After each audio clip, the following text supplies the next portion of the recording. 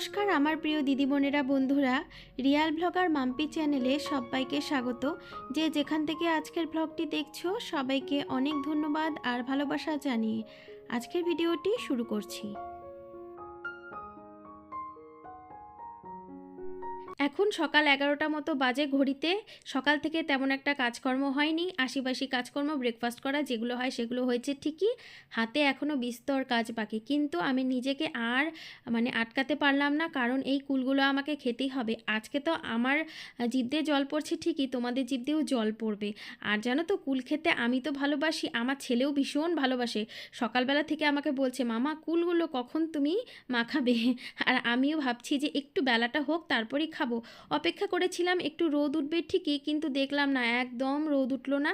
তো একটুখানি মেঘলা মেঘলা ওয়েদার, কিচ্ছু করার নেই, কারণ ওই রোদের অপেক্ষা থাকলে আমাদের আর কুল খেতে হবে না। তো যাই হোক, এগুলো বাড়ি থেকে আনা হয়েছে, আমাদের গাছের কুল শ্বশুরমশাই পাড়িয়ে রেখেছিল। তোমাদের দাদা গিয়েছিল বাড়িতে, তো সেখান থেকে অনেকগুলো কুল নিয়ে এসেছে, এনে বলেছে যে এগুলো আচার করবে। আর আমার মনে হচ্ছে এগুলো আচার পর্যন্ত পৌঁছাবে না, কারণ আমি কুল খেতে প্রচুর ভালোবাসি, প্রত্যেক দিন খেতে খেতে এগুলো শেষ হয়ে যাবে। আর প্রত্যেক বছরই তাই হয়, আচার করার জন্য কুল আনা হয়, তারপরে সেগুলো খেয়ে দিয়ে শেষ হয়ে যায়। তো একদম লাস্টে যতটুকু গাছে অবশিষ্টাংশ থাকে সেগুলো পাড়িয়ে তারপরে আচার করা হয়। তো এখানে দেখো, ভালো করে কুলগুলোকে একটু থেতো করে নেব, তারপরে এর মধ্যে দেবো কাসন্দি, চিনি, লবণ, তারপরে দেবো ধনেপাতা, একটু ঝাল বেশি করে দিয়ে কুলগুলোকে মাখাবো আর কি, মাখিয়ে তারপরে খাবো। আমাদের বাড়িতে জানো তো মোটামুটি সব রকমেরই ফলের গাছ আছে, আম গাছ, তারপরে কুল গাছ, নারকেল গাছ, কাঁঠাল গাছ, মোটামুটি যতটুকু আসলে প্রয়োজন গাছগাছালির ততটুকু কিন্তু আছে, সেই জিনিসগুলো কিনতে হয় না। আসলে নিজের বাড়ির না ব্যাপারটাই আলাদা, ভালোবাসাটা, অনুভূতিটা সব কিছুই আলাদা। যেই জিনিসগুলো বাড়িতে থাকলে যেগুলো পাই, বাইরে থেকে সেগুলো কিছুতেই পাওয়া যায় না। হয় না, কিছু জিনিস দেখবে টাকা দিলেও সেইভাবে পাওয়া যায় না। তো আমাদের হয়েছে তেমন একটা অবস্থা। যখন নিজের বাড়িতে ছিলাম না, তখন এসব খুব একটা খেতে ভালো লাগতো না, কারণ চোখের সামনে সবসময় দেখতাম। যবে থেকে বাড়ির বাইরে এসেছি, বাড়িটাকে তো খুব মিস করি ঠিকই, কিন্তু তার সাথে বেশি বেশি করে মিস করি হচ্ছে এই জিনিসগুলো, কারণ আমাদের গাছের ফল জানো তো আমরাই খুব একটা খেতে পারি না। আমরা বাদ দিয়ে মোটামুটি মনে করো অন্যান্য মানুষ যারা আছে তারাই খেয়ে নেয়। তো যাই হোক, এখানে দেখো একটুখানি ঝালটা কম হয়েছিল, প্রথমে মাখিয়েছিলাম, আয়ুষ্মান বলল আর একটু ঝাল লাগবে। তো আমার ছেলে তো এমনিতে একদমই ঝাল খেতে পারে না, কিন্তু যখন ফুচকা খাবে তখন ওর ঝাল লাগবে, আবার যখন এরকম টক মাখা খাবে তখন ঝাল খেতে পারবে। এদিকে কিন্তু সবই পারে, আর যখন ভাত খাবে তখন বলবে না এত ঝাল কেন দিলে, এর তরকারি খাবো না, ওটা সবজি খাবো না, এরকম করতে থাকে। তো কুলটা মাখিয়ে ছেলে আর আমি মিলে বসেছিলাম খেতে। এখন কিন্তু বেশ বেলা ঠেলা গড়িয়ে গেছে, আর হাতে কিছু কাজকর্ম ছিল সেগুলো করে স্নান পুজো সেরে দুপুর 1টার সময় এসেছি আমি রান্নাঘরে। আর এখানে এই যে কুমড়ো ডাঁটাগুলো আনা হয়েছে বাড়ির ওখান থেকে, আমাদের গাছের নয়, কিন্তু আমাদের বাড়ির ওদিকে যেই শাকসবজিগুলো পাওয়া যায় না, সেগুলো ভীষণ টাটকা হয় জানো তো, এখানের থেকে অনেক ভালো হয় আর কি, কারণ ওদিকটা তো গ্রাম কাছে, তো গ্রামের দিক থেকে সব সময় টাটকা শাকসবজিগুলো আসে। তো সেগুলোর কিন্তু টেস্টটাই আলাদা, একদম বাড়ির মতো স্বাদ হয়। রান্নাবান্না করলে হয় না, অনেক সময় সবজিটা সেদ্ধ হতে চায় না, কিন্তু আমাদের ওখান থেকে যেই সবজিগুলো আনা হয় সেগুলো একদমই তাই নয়, কড়াইতে দিলেই গলে যায়, এরকম একটা ব্যাপার। তো এখানে কুমড়ো ডাঁটাগুলো আনা হয়েছে, এগুলোই রান্না করব। আর হাতে তেমন একটা সময় নেই, খুব তাড়াতাড়ি যেটা রান্নাবান্না করতে পারি তেমনই একটা রেসিপি রান্না করব। বাড়ির বাইরে যারা থাকে তারা কিন্তু একটা জিনিস আমাদের সাথে রিলেট করতে পারবে, দেখবে আমাদেরকে না অনেকেই আমাদেরকে সেরকম দাম দিতে চায় না, কারণ আমাদের বাড়িঘর নেই, আমরা বাড়ির বাইরে থাকি। অনেকেই মনে করে না জানি কোথা থেকে এসেছে, না জানি বাড়িঘর নেই, মাথার উপরে রেন্টে থাকে, না জানি কি অবস্থা, কী বা দুর্দশা, এরকম মনে করে জানো তো। কিন্তু প্রত্যেকেরই দেখো, ছোট হোক বড় হোক যেমনই হোক, বাড়িঘর কিন্তু থাকে। বেশিরভাগ মানুষই দেখবে তাদের কাজের সূত্রে বা তাদের প্রয়োজনে হয়তো বাড়ির বাইরে থাকে, তো সেটা বড় কথা নয়, কিন্তু এই যে ছোট করে দেখা জিনিসটা না আমি একদমই মেনে নিতে পারি না।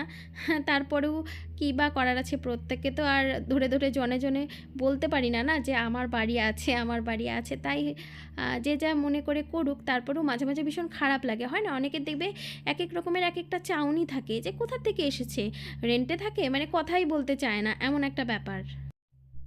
আবার এমন মানুষও আছে যে ভীষণ কাছের, হয়তো চেনেই না জানেই না, খুব অল্প দিনের সম্পর্ক, তার থেকেও এত ভালোবাসা দিয়েছে যে যেটা মুখে প্রকাশ করার মতো না।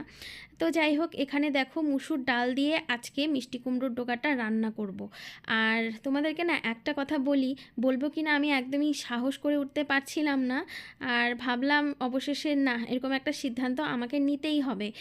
আর তোমরা যখনই আমার ব্লগগুলো দেখো বেশিরভাগই আমাকে রান্নার কোশ্চেনগুলো করো, কি ফোড়নে দিলাম, কি দিলাম না দিলাম, কিভাবে রান্না করলাম, বা অনেকেই বলবো না, বেশিরভাগই তোমরা পছন্দ করো আমার রান্নাগুলো। তো আমার এই চ্যানেলটা তো ব্লগ চ্যানেল, এখানে তো খুব একটা বেশি রান্নাবান্না দেখানো সম্ভব হয় না। হয়তো একটা রেসিপি আমি কেটে কেটে দেখাতে পারি, তার সাথে আমার সংসারের বাকি কাজগুলো আমি তোমাদের সাথে শেয়ার করি। তো আমি চিন্তা ভাবনা করলাম যে আমি যদি একটা রান্নার চ্যানেল খুলি, মানে সেটা তোমাদেরকে শেখানোর জন্য নয় অবশ্যই, সেটা শুধুমাত্র তোমাদের এন্টারটেইন পারপাসেই হবে, কারণ তোমরা পছন্দ করো, তোমরা দেখতে চাও, তাই জন্য। সেখান থেকে আমি কি পাবো না পাবো, সেটা কতটা গ্রো হবে সেটা বড় কথা নয়, তোমরা খুব ভালো করেই জানো। সেটা চিন্তাভাবনা যদি আমার থাকতো তাহলে আমার এই চ্যানেলটাকে আমি অনেক দূর পর্যন্ত নিয়ে যেতে পারতাম, কিন্তু আমি সেটা করি না। আমার যখন যতটুকু যেটা শেয়ার করতে ভাল লাগে আমি সেটাই শেয়ার করি। আমার যদি কখনো মনে হয় একটুখানি শর্ট ভিডিও শেয়ার করব, সেটা করি। মানে কোনো কিছু আসলে কন্টিনিউ আমি করতে পারি না, বা তেমন একটা আমার তাগিদও থাকে না যে হয় না করতেই হবে এমন একটা ব্যাপার। তো তারপরেও একটা ভালো লাগা তৈরি হয়ে গেছে, আর তার সাথে কি বলো তো, একটা নেশা তৈরি হয়ে গেছে। এখন যদি আমি ব্লগ না দিই না, আমার একদম ভালো লাগে না। আর এই কাজগুলোকে খুব আমার ভালো লাগে আসলে তোমাদের সাথে শেয়ার করতে। কারণ কেন বলো তো, তোমরা ভালোবাসো তাই। তোমরা যদি অপছন্দ করতে, যদি না দেখতে, যদি একজনও না দেখতো, তাহলে আমি কখনো এটা করতাম না। আর যদি একজনও দেখে, শুধুমাত্র ওই একজনের জন্যেই আমি আমার ব্লগগুলো করব। প্রথম দিকে ফ্যামিলির কেউ মেনে নেয়নি যে আমি এই ইউটিউবে কাজ করি বা এই সোশ্যাল মিডিয়াতে থাকি। তোমাদের দাদা তো একদমই রাজি ছিল না প্রথম দিকে। তারপরে ও যখন বুঝেছে না আমি একটু করতে চাই, তারপরে রাজি হয়েছিল। আর তার সাথে আমার বাবা মা মানে একদমই রাজি ছিল না। মা তো প্রত্যেকটা মুহূর্তে আমাকে বকাবকি করতো, কোনো দরকার নেই, নিজের শরীরে একটা খাটনি হবে।